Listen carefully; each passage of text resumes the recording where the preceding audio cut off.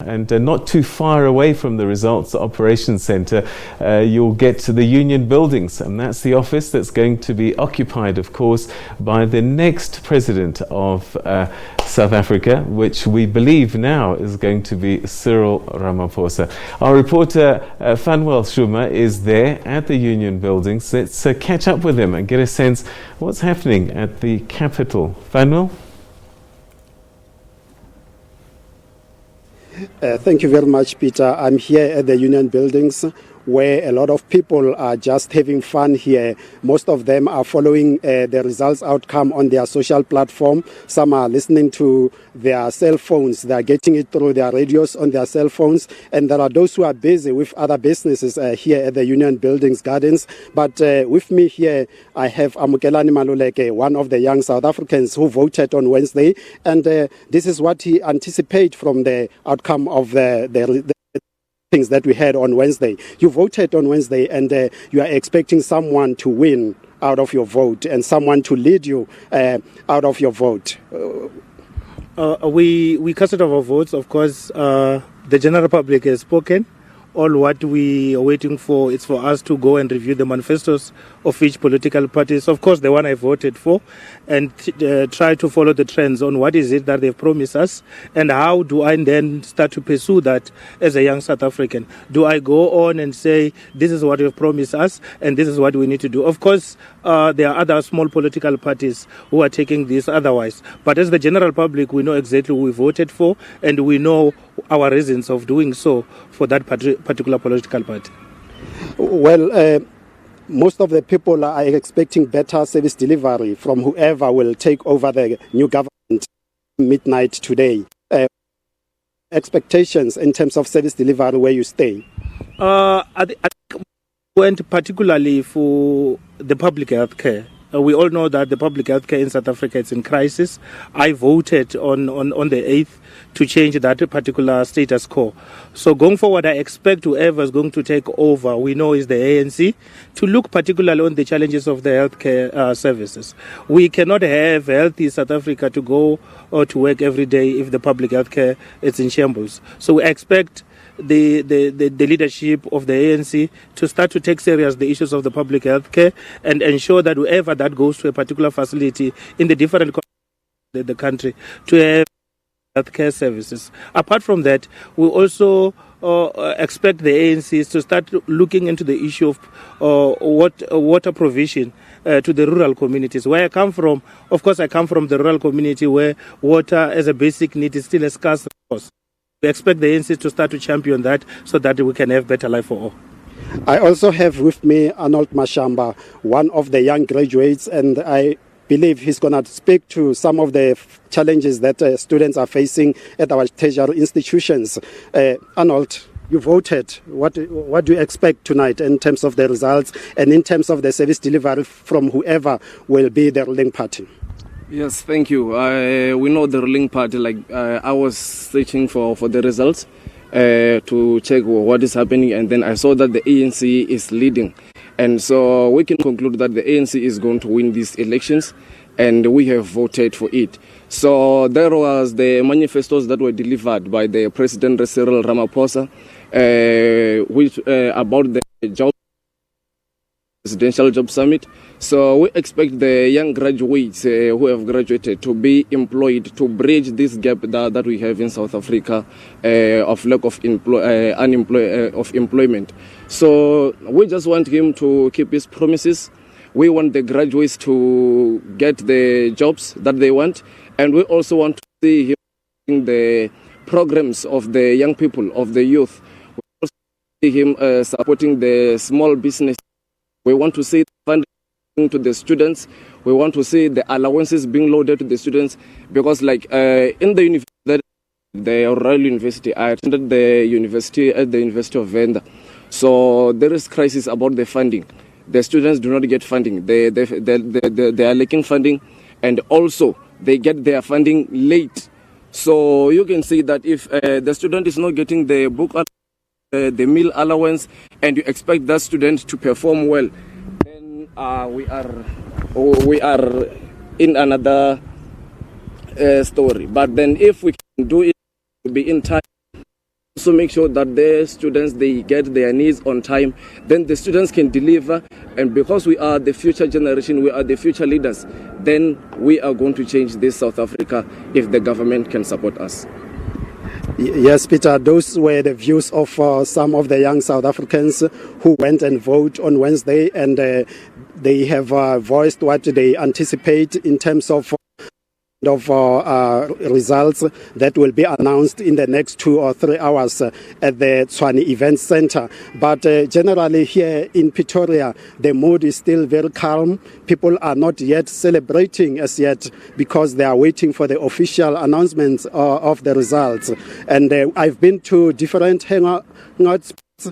That's where people are sitting to have television sets as they have their drinks and so on. But most of them, they are really waiting for the official announcement of the results, and that's where they will be able to articulate their views. Back to the studio. Fanwell, thanks very much indeed. That's Fanwell Shuma, who's at the Union Buildings, and that's where Cyril Ramaphosa, President, will be spending the next 5 years as the head of state after these election results are declared by the Independent Electoral Commission, and we're expecting that to happen at about 6 o'clock today.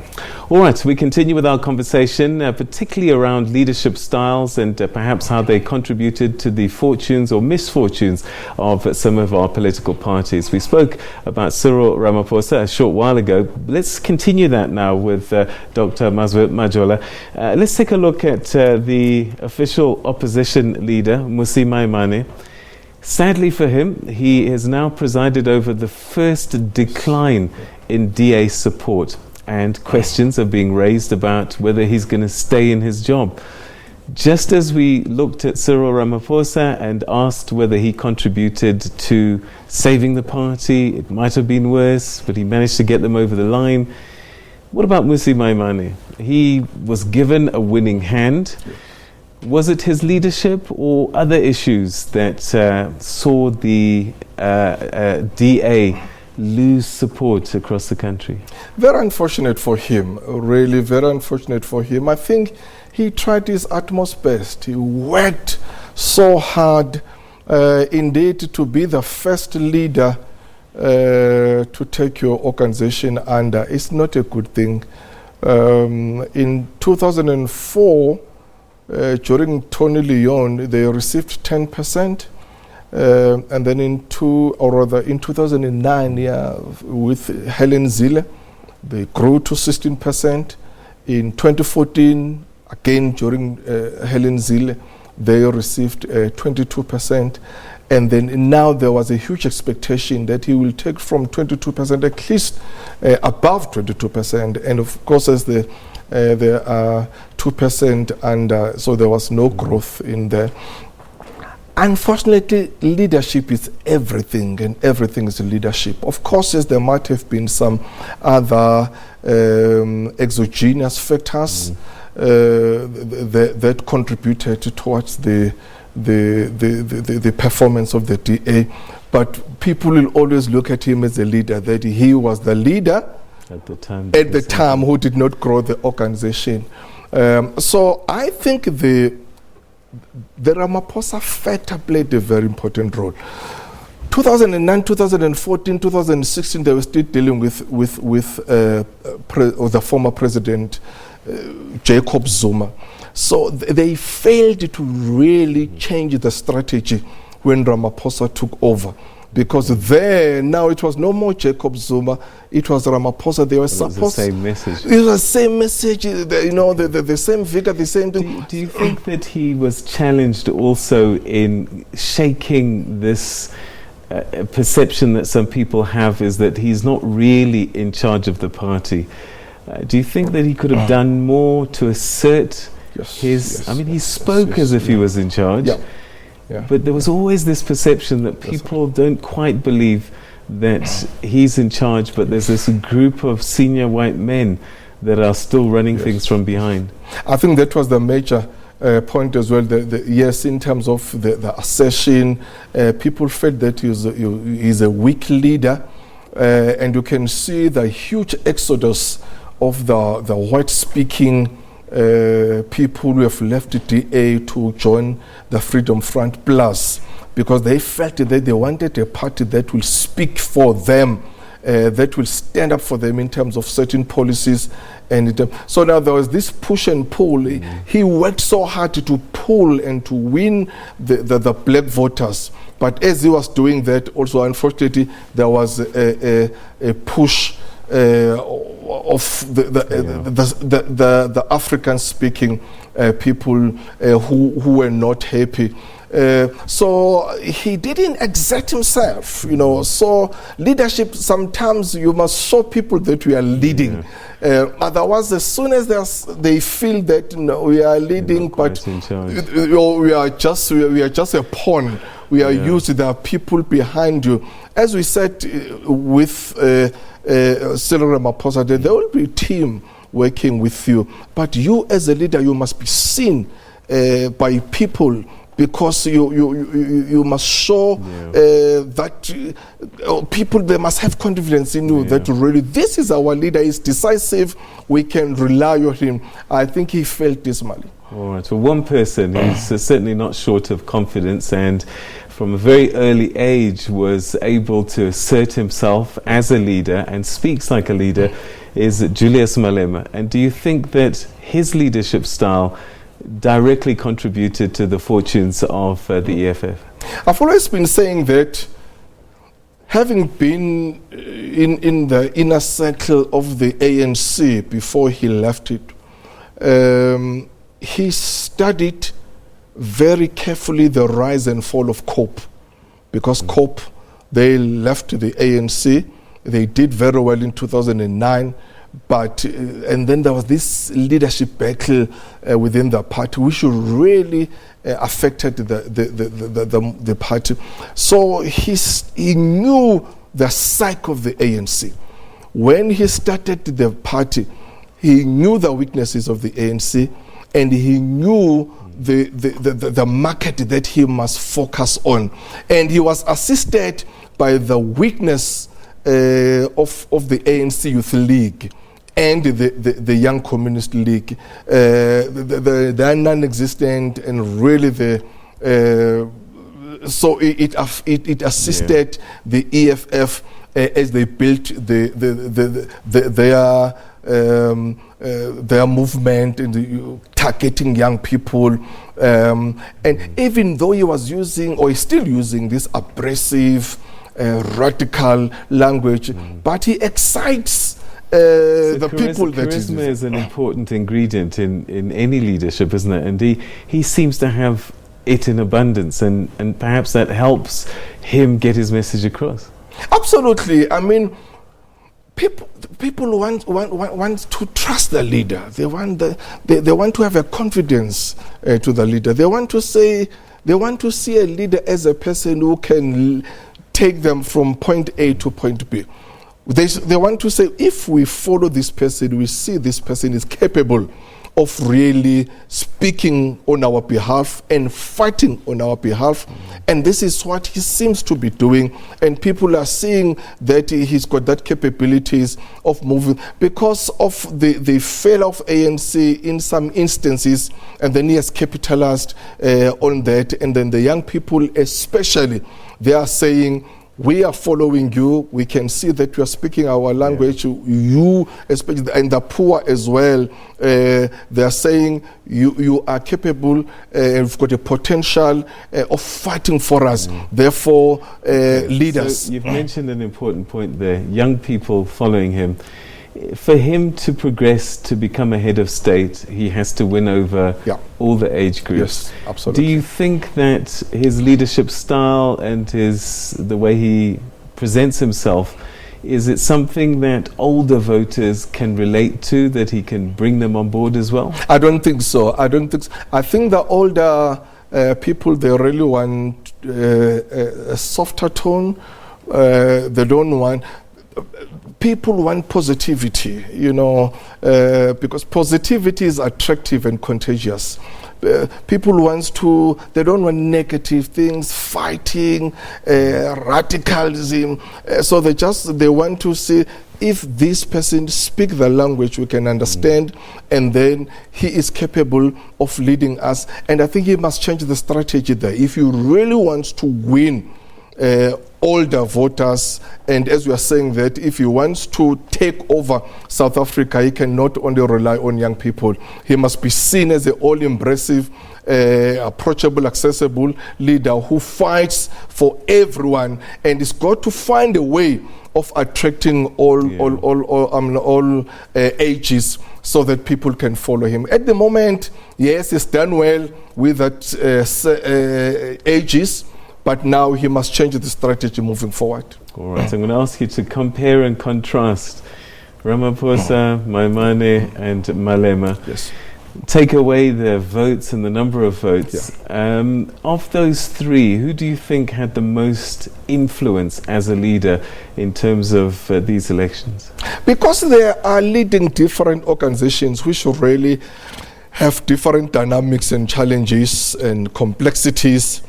ANC is more complex. It's a very complex organization because they've got so many structures there. It's even compounded by the faction that Jacob Zuma left within the party. So the leadership style and quality that was needed there, Cyril Ramaphosa has done very well in terms of pulling together that organization. So I think Cyril has done very well in terms of pulling together, harmonizing, uniting the organization. So he had a bigger task. Yes, he had a bigger task, absolutely.